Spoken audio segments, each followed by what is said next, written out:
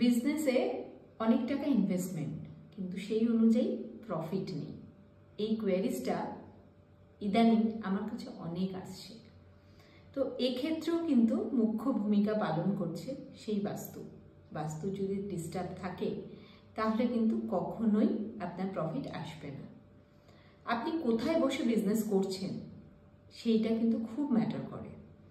আপনি যদি east south east জোনে বসে বিজনেস করছেন তাহলে কিন্তু কখনোই প্রফিট আসবে না। এক্ষেত্রে আপনাকে সবসময় বসতে হবে সাউথ জোনে, ঠিক আছে? তো এরপরেও আরও অনেকগুলো ভূমিকা রয়েছে। যদি আপনার বাড়ির টয়লেট ভুল জায়গায় থাকে, যদি নর্থে আপনার টয়লেট পড়ে, তাহলেও কিন্তু আপনার বিজনেসে প্রফিট আসবে না।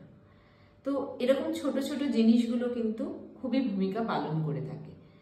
এরপরে আপনার বাড়িতে যদি SSWতে যদি আপনার মূল্যবান জুয়েলারি, অনেক টাকা পয়সা যেগুলো আপনারা রাখছেন যদি সেখানে থাকে, তাহলেও কিন্তু আপনার প্রফিট বেরিয়ে যাবে, থাকবে না, টাকা কোনো না কোনোভাবে খরচা হয়ে যাবে, তাহলেও আপনার বিজনেসে প্রফিট আপনি দেখতেই পারবেন না। তো এই জিনিসগুলো থেকে আপনারা বিরত থাকুন।